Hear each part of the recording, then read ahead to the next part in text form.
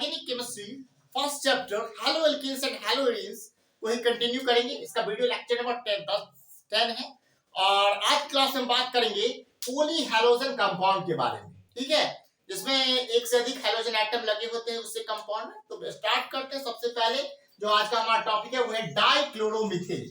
Dichloromethane मतलब क्या है कि एक कार्बन, मीथेन, मीथ का मतलब है वन कार्बन और उस पर दो हैलोजन एटम, उसमें भी कौन, दो Cl और तो दो H होगा, तो इसी का नाम है डाइक्लोरोमीथेन। इसी कंपाउंड के बारे में आज हम करेंगे डिस्कस सबसे पहले, फिर और भी जो हैलोजन एटम है पॉली हैलोजन कंपाउंड है उसके बारे में भी डिस्कस करेंगे। तो स्टार्ट करते हैं। सबसे पहले इसमें क्या होता है, सबसे पहले देखेंगे हम लोग प्रिपरेशन, ये कैसे प्रिपेयर होता है, तैयार कैसे होता है। तो it is prepared industrially by direct chlorination of methane. ठीक है, तो देखिए मीथेन है, मीथेन में Cl2 डायरेक्ट क्लोरीनेशन करते हैं सनलाइट के प्रेजेंस में। तो फ्री रेडिकल रिएक्शन सब्स्टिट्यूशन आप पढ़े हुए थे एल्केन में। तो यहाँ पे क्या होगा, CH3Cl बनेगा। ठीक है, देन CH3Cl में क्या करेंगे हम लोग, तो फिर से क्लोरीनेशन करते हैं सनलाइट के प्रेजेंस में। तो CH2Cl2 बनता है, इसी का क्या नाम है, डाइक्लोरोमीथेन। तो ये प्रिपरेशन हो गया, समझ में आ गया होगा ये क्या है, प्रिपरेशन। अब हम बात करते हैं कि इसका यूजेस, प्रॉपर्टीज क्या है, मतलब ये कैसा कंपाउंड है। तो ये colourless sweet smelling volatile liquid है। ठीक है, और दूसरा है कि इसका बॉइलिंग पॉइंट लो होता है, कितना होता है, 313 केल्विन टेम्परेचर इसका 13 केल्विन बॉइलिंग पॉइंट होता है। Specific gravity of 1.37। ठीक है, यूज अगर देखें तो it is used as an solvent, ये सॉल्वेंट के रूप में यूज किया जाता है, पेंट रिमूवर के रूप में यूज किया जाता है। ठीक है, दूसरा इसका यूज है प्रोपेलेंट इन एरोसोल। तीसरा है मेटल क्लीनिंग, यानी मेटल की सफाई के लिए, एंड फिनिशिंग सॉल्वेंट। ठीक है, चौथा है as a refrigerant and dewaxing agent के रूप में इसका यूज करते हैं हम लोग। और a process of solvent and manufacturing of drugs, यानी दवा बनाने में भी इसका यूज होता है, मैन्युफैक्चरिंग ऑफ ड्रग्स में यूज होता है। अब जो भी चीज है इतना ज्यादा यूज है तो इसका कुछ कुछ हार्मफुल इफेक्ट भी होगा। ठीक है, तो हार्मफुल इफेक्ट भी जब हमें पता होता है तो हम उससे उतना सावधान रहते हैं। तो क्या है हार्मफुल इफेक्ट, पहला it effect human central nervous system, ये ह्यूमन सेंट्रल नर्वस सिस्टम पर इफेक्ट करता है। दूसरा, अगर इसका हम लो लेवल भी अगर एक्सपोजर कर लेते हैं तो इसमें स्लाइटली आपको हेयरिंग और विजन में प्रॉब्लम आ सकता है।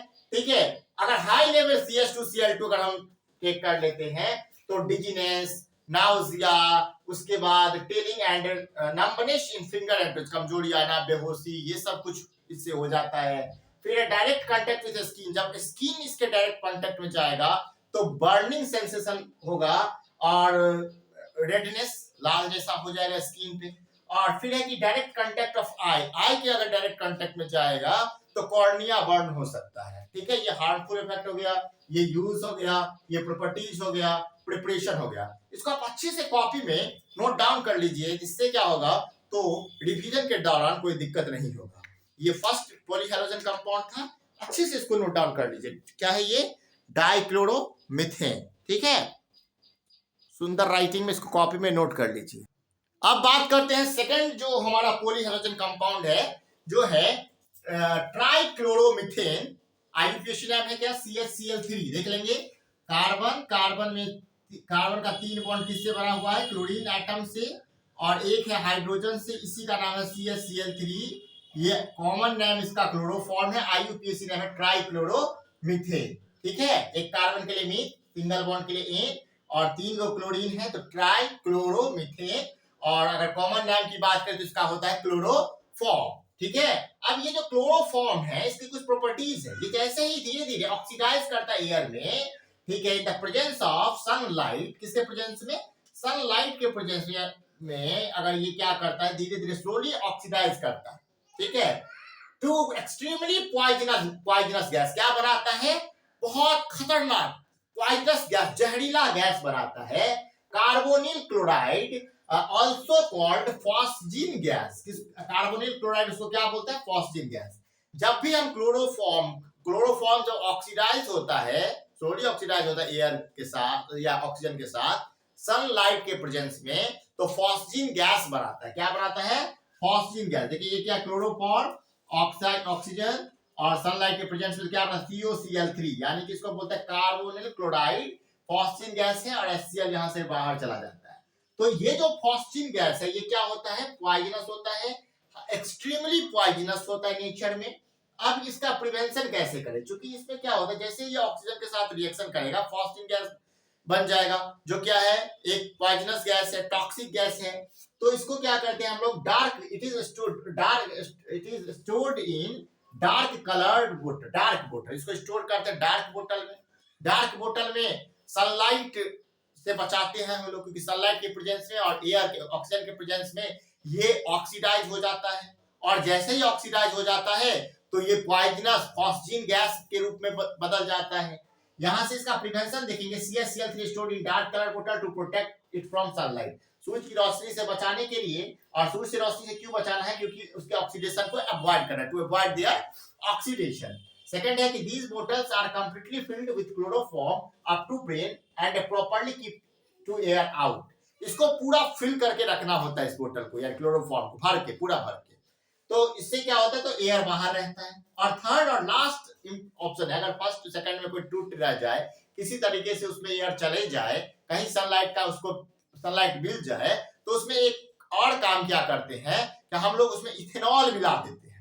जैसे ही फॉस्फिन गैस में, जैसे ही वो मान के चलिए गलती से क्लोरोफॉर्म फॉस्फिन गैस बन गया है, उस फॉस्फिन गैस में जब हम इथेनॉल मिला देते हैं तो डाइइथाइल कार्बोनेट बन जाता है, जो बहुत ही जो नॉन टॉक्सिक होता है और नॉन वोलेटाइल होता है। देखिए 1% ethanol is added so as to convert phosphine gas to diethyl carbonate which is non volatile and non toxic, जो जहरीला भी नहीं होता, नॉन वोलेटाइल होता है। जैसे COCl3 फॉस्फिन गैस है, जैसे उसमें हम क्या मिलाते हैं, 1% इथेनॉल मिला देते हैं, वो क्या बन जाता है, डाइइथाइल कार्बोनेट बन जाता है, जो नॉन टॉक्सिक है। तो टॉक्सिक से हम क्या बना लिए, नॉन टॉक्सिक। ये तीनों पॉइंट याद रखिएगा, ये प्रिवेंशन का है, ये टेक्निक प्रिवेंशन का है, इसको याद रखिएगा। अब अगर हम यूजेस की बात करें कि क्लोरोफॉर्म का यूज क्या है, तो पहला यूज तो है कि गुड सॉल्वेंट है, अच्छा सॉल्वेंट है, जो इसमें हम लोग, दूसरा है क्या, लेबोरेटरी में रीएजेंट के रूप में भी इसका यूज किया जाता है। थर्ड सबसे इंपॉर्टेंट यूज इसका मेडिकल साइंस में होता था। क्या होता था, तो जब पेशेंट को किसी सर्जरी के लिए बेहोश किया जाता था, तो उस कंडीशन हम लोग इसका यूज करते थे, इस कंपाउंड का, यानी हैलोजन एटम का। लेकिन क्या होता है, जैसे ही ऑक्सीडाइज होता है ये फॉस्फिन गैस बन जाता है, और फॉस्फिन गैस पॉइजनस है, तो इसके अब यूज हम लोग नहीं करते हैं, क्योंकि ह्यूमन बॉडी में ऑक्सीजन तो होता ही प्रेजेंट है, वो सनलाइट में जाएगा, ऑक्सीडाइज करके फॉस्फिन गैस बन गया तो दिक्कत है। इसलिए हम लोग जो एनेस्थेसिया के लिए जो एनेस्थेटिक का यूज करते थे, वो पहले करते थे क्लोरोफॉर्म, लेकिन नाउ डे हम लोग उसको चेंज करके क्या यूज करने लगे हैं, ईथर वगैरह। लेकिन इसका एक यूज ये भी था, लेबोरेटरी रिएजेंट के रूप में काम होता ही है, गुड सॉल्वेंट है, इसलिए इसका यूज होता है। पहले आप इसको भी नोट डाउन कर लीजिए, ये सेकंड पॉलीहेलोजन कंपाउंड था, तो इसको नोट डाउन कर लीजिए, क्या है ये, क्लोरोफॉर्म। अब बात करते हैं हम लोग ट्राई आयोडोमीथेन या आयोडोफॉर्म की, ठीक है। ये third halogen compound, polyhalogen compound है। देखेंगे तो इसमें क्या होता है, एक कार्बन और 3 बॉन्ड वो आयोडीन के साथ बनाता है, और एक हाइड्रोजन के साथ। क्योंकि कार्बन टेट्रावैलेंट होता है, 4 बॉन्ड तो फॉर्म करेगा, 3 बॉन्ड आयोडीन के साथ, एक हाइड्रोजन के साथ। आयोडोफॉर्म बोलते हैं, ट्राई आयोडोमीथेन बोलते हैं। अगर इसका हम देखें तो येलो क्रिस्टलाइन सॉलिड है with characteristics of unpleasant order, यानी इसका जो मतलब वो स्मेल होता है वो बहुत खराब होता है, बदबूदार, अनप्लीजेंट ऑर्डर होता है। तो हम इसमें कहते हैं क्या, तो ये बात होता है इसका। अब यूजेस इसका क्या, तो यूज इसका होता है एंटीसेप्टिक के लिए, मतलब क्योंकि इसमें due to liberation of free iodine होता है, इसमें लिबरेट करता है। और used in manufacture of pharmaceuticals, कुछ दवा वगैरह बनाने में इसका यूज होता है। अब देखते हैं हम लोग टेट्राक्लोरोमीथेन, यानी कि कार्बन टेट्राक्लोराइड, जिसको हम लोग बोलते हैं CCl4, कार्बन चारों बॉन्ड क्लोरीन के साथ बनाता है, CCl4 इसको बोलते हैं। अब अगर इसका हम प्रिपरेशन देखें तो प्रिपरेशन कैसे होता है, तो फ्री रेडिकल मैकेनिज्म जो रिएक्शन शो करता है, मीथेन एल्केन में जो हैलोजिनेशन सब्स्टिट्यूशन रिएक्शन होता है, तो देखेंगे कि CH4 है, ठीक है। और ये यहाँ पे देखते हैं क्या कि CH4 उसका जो रिएक्शन होता है Cl, तो एक जो है वो इसमें जुड़ जाता है Cl, और एक HCl बना के निकल जाता है। फिर CH3Cl में Cl2 एक Cl इसके साथ एक HCl के साथ, और लास्ट में जब CHCl3 जब क्लोरोफॉर्म में क्लोरीनेशन करते हैं तो क्या बन जाता है, कार्बन टेट्रा क्लोराइड बन जाता है, यानी कि टेट्रा क्लोरो मीथेन बन जाता है।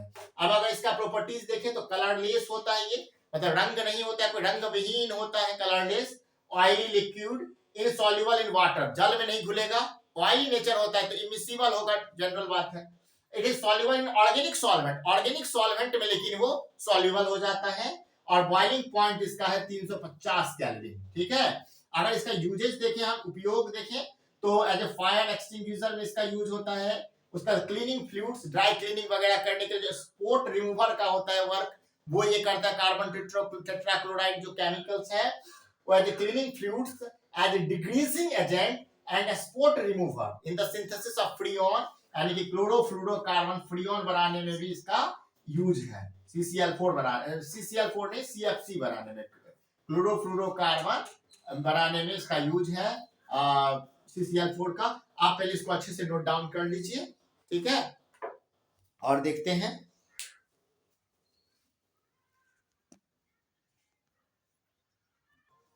अब बात करते हैं फ्रीऑन्स के बारे में, क्या बात करते हैं, फ्रीऑन्स। ठीक है, तो ये जो है ये फिफ्थ, मतलब हम लोग पॉलीहेलोजन कंपाउंड देख रहे थे उसमें ये है। तो अब इसको हम क्या बोलते हैं, इसको बोलते हैं क्लोरोफ्लोरोकार्बन बोल देते हैं, CFC बोल देते हैं। ठीक है, तो CFC of methane and ethane are collectively known as freons. ठीक है, इसको फ्रीऑन्स बोला जाता है। दे आर एक्सट्रीमली स्टेबल, ये पूरा बहुत ही स्टेबल कंपाउंड है। उसके बाद अनरिएक्टिव है, किसी से रिएक्शन भी नहीं करता है, सो नॉन टॉक्सिक है, जहरीला भी नहीं है, non corrosive and easily liquefiable gas है ये। फ्रीऑन 12 जो है वो मोस्ट कॉमन, फ्रीऑन 12 जो है वो मोस्ट कॉमन ये कंपाउंड है जो पाया जाता है। नाम है इसका डाइफ्लोरोमीथेन। ठीक है, CCl2F2, इसको डाइक्लो, अब ये जो फ्रीऑन 12 वो क्या है, तो C पर 2 क्लोरीन लगा है और 2 फ्लोरीन लगा है, तो इसको क्या बोलते हैं, CFC, मतलब इसको बोलते हैं फ्रीऑन 12। क्या बोलते हैं इसको, इसको हम लोग बोल देते हैं फ्रीऑन 12। ठीक है, ये मोस्ट कॉमन CFC है। ठीक है, और इसको जो है मैन्युफैक्चर्ड हम लोग करते हैं, इसको जो बनाते हैं वो किस कंपाउंड से बनाते हैं, तो मैन्युफैक्चर्ड इसको हम लोग करते हैं टेट्राक्लोरोमीथेन से, यानी कि CCl4 से हम लोग क्या बनाते हैं, तो CCl4 से हम लोग बनाते हैं फ्रीऑन, CCl4 से बनाते हैं फ्रीऑन। ये बात पता चल गया आपको। तो CCl4 का जो मेन यूज है वो क्या है, फ्रीऑन को सिंथेसाइज करना, ठीक है। उसके बाद कैसे बनाते हैं, तो 3CCl4 SbF3, ठीक है, SbCl2 के प्रेजेंस में, तो क्या बनता है SbCl3 और क्या बन जाता है 3CCl2F2, ये बन जाता है। तो इससे प्रिपरेशन भी पता चल गया आपको, मैन्युफैक्चर मतलब कैसे प्रिपेयर करता है लोग फ्रीऑन्स को। उसके बाद क्या यूज देखेंगे, तो क्लोरोफ्लोरोकार्बन का यानी कि CCl2F2 का जो मेन यूज है वो है फ्रिज और AC में, एयर कंडीशनर में, AC में और फ्रिज में इसका ज्यादा यूज होता है। जो रेफ्रिजरेंट यूज होता है रेफ्रिजरेटर में, उसका यूज एयर कंडीशनर में है। हार्मफुल क्या, मतलब उसका हार्म क्या, नुकसान क्या है, तो हार्मफुल इफेक्ट ये है कि वो क्या करता है, it initiate radical chain reaction for depletion of ozone layer. Ozone layer को डिप्लीट करने में जो सबसे अहम योगदान है वो इसी कंपाउंड का, इसी पॉलीहेलोजन कंपाउंड का है, जो है क्लोरोफ्लोरोकार्बन CFC का है। तो ये इसका हार्मफुल इफेक्ट हो गया, ये यूज हो गया, ये इसका मैन्युफैक्चरिंग हो गया, ये प्रॉपर्टीज हो गया। नोट डाउन कर लीजिए कॉपी में, फिर हम बात करते हैं, ठीक है, DDT के बारे में। पहले इसको अच्छे से नोट डाउन कर लिए कॉपी में। अब बात करते हैं जो सिक्स्थ, जो लास्ट जो पॉलीहेलोजन कंपाउंड है DDT के बारे में। ठीक है, डाइक्लोरो डाइफिनाइल ट्राइक्लोरो इथेन के बारे में बात करते हैं, PP पैरा पैरा। तो देखेंगे कि है क्या कंपाउंड का, अगर बात करें तो ये क्या कैसा कंपाउंड है। तो सबसे पहले इसका जिक्र कर लेते हैं, चर्चा कर लेते हैं। तो देखिए, अगर हम बॉन्ड लाइन स्ट्रक्चर से दिखाते हैं तो आपको पता होगा कि कार्बन का तो इस तरीके से हम लोग कर लेते हैं। ठीक है, तो यहाँ पे दो, इस कार्बन एक पॉइंट मान लीजिए कार्बन है, तो इस पे 2 क्लोरीन है, 3 क्लोरीन है इस पे। ठीक है, और उसके बाद एक कार्बन पे जो जुड़ा हुआ है वो इधर है हाइड्रोजन। ठीक है, और चूंकि बॉन्ड लाइन में तो हाइड्रोजन भी नहीं दिखाते, अभी हम दिखा देते हैं। यहाँ पे बेंजीन है, तो डाइफिनाइल है, और इस बेंजीन के पैरा पोजीशन पर क्लोरीन है, ठीक है, और इस बेंजीन के भी पैरा पोजीशन पर क्या है, क्लोरीन है। तो इसको जब हम लोग पढ़ेंगे तो क्या पढ़ेंगे, तो इसको हम लोग पढ़ेंगे यहाँ पे देखेंगे तो क्या पढ़ेंगे इसको, तो डाइक्लोरो, ठीक है, डाइक्लोरो डाइफिनाइल, दो को क्लोरो है, दोनों पैरा पोजीशन पे है, तो क्या लिखेंगे, डाइक्लोरो डाइफिनाइल, ठीक है, डाइक्लोरो डाइफिनाइल, ट्राइक्लोरो, और दो कार्बन है तो ईथ, सिंगल बॉन्ड के लिए इथेन, तो इसका ये नाम हो गया। फिर डीडीटी जो है वो first chlorinated organic insecticide which originally prepared in 1873, इसको 1873 में प्रिपेयर किया गया था। ये क्या है, इंसेक्टिसाइड्स है, एक तरीके का ये कीटनाशक है, कीटनाशक के लिए इसको यूज करते हैं हम लोग, ठीक है। तो ये एक तरीके से कीटनाशक है, इंसेक्टिसाइड से 1873 में प्रिपेयर किया गया था।